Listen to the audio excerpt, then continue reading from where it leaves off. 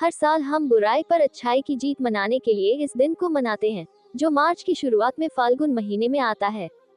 हालांकि होली एक प्राचीन हिंदू त्योहार है, लेकिन यह लगभग पूरी दुनिया में मनाया जाता है।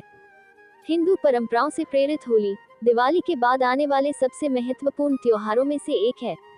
यह कुछ जगह पर 2 दिनों तक चलता है, जिसकी शुरुआत होलिका दहन से होती है, जो बुराई पर अच्छाई की जीत का प्रतीक है। यह दिन उत्साहपूर्ण रंग खेलने और सौहार्दपूर्णता को बढ़ाने का होता है। होली महोत्सव या रंगों का त्योहार एक आकर्षक सांस्कृतिक और धार्मिक उत्सव है, जिसमें रंग खेलने के अलावा और भी बहुत कुछ शामिल है।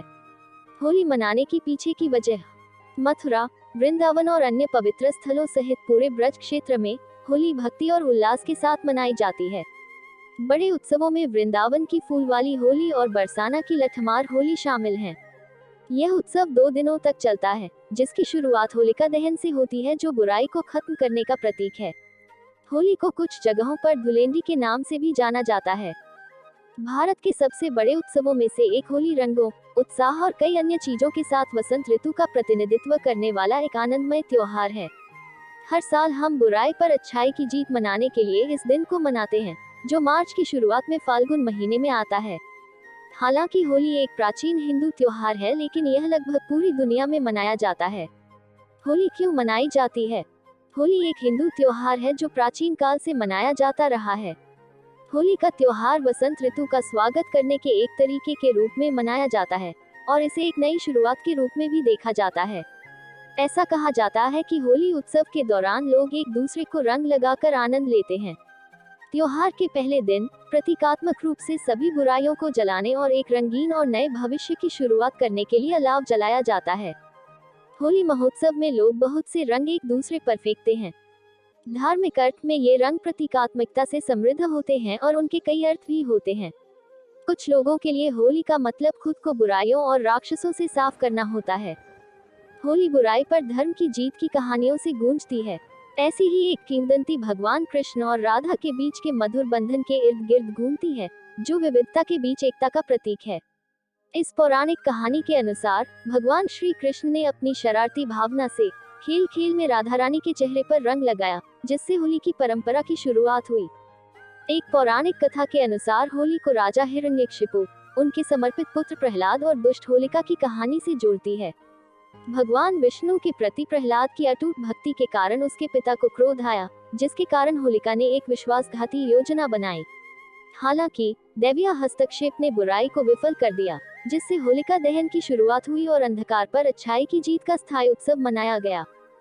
हिंदू धर्म में बुराई पर अच्छाई की विजय हिरण्यकशिपु की कहानी में बताई जाती है। पौराणिक कथा के अनुसार हिरण्यकशिपु एक प्राचीन राजा था जो अमर होने का दावा करता था और भगवान के रूप में पूजे जाने की मांग करता था। उसका पुत्र प्रहलाद भगवान विष्णु की पूजा करने के प्रति अत्यधिक समर्पित था, इसलिए हिरण्यकशिपु इस बात से क्रोधित था कि उसका पुत्र उसके स्थान पर इस भगवान की पूजा करता था। इससे क्रोधित होकर हिरण्यकशिपु अपने बेटे प्रहलाद को यातनाएं देता था। ऐसे में एक दिन भगवान विष्णु आधे शेर और आधे मनुष्य के रूप में प्रकट हुए और हिरण्यकशिपु का वध कर दिया। इस तरह अच्छाई ने बुराई पर विजय पाली।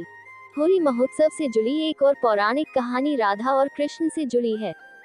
भगवान विष्णु के 8वें अवतार के रूप में श्री कृष्ण को कई लोग सर्वोच्च भगवान के रूप में देखते हैं। ऐसा कहा जाता है कि कृष्ण का रंग नीला था, क्योंकि किंवदंती के अनुसार जब वह शिशु थे तो उन्होंने एक राक्षस का जहरीला दूध पी लिया था। कृष्ण को देवी राधा से प्रेम हो गया, लेकिन उन्हें डर था कि उनका नीला रंग देखकर राधा उनसे प्रेम नहीं करेगी, लेकिन राधा ने कृष्ण को अपनी त्वचा को रंग से रंगने की अनुमति दी, जिससे वे एक सच्चे जोड़े बन गए। होली पर लोग कृष्ण और राधा के सम्मान में एक दूसरे की पर रंग लगाते हैं। होली केवल उल्लास का एक दिन नहीं है, बल्कि यह परंपराओं और अनुष्ठानों से भरा 2 दिवसीय त्योहार है। आइए उन खास उत्सवों के बारे में जानें जो होली को इतना खास बनाते हैं। यह अनुष्ठान मुख्य होली समारोह से पहले शाम को होता है। होलिका दहन और बुराई पर अच्छाई की जीत का प्रतीक अलाव जलाया जाता है। लोग अलाव के चारों ओर इकट्ठा होते हैं, भक्ति गीत गाते हैं और प्रार्थना करते हैं।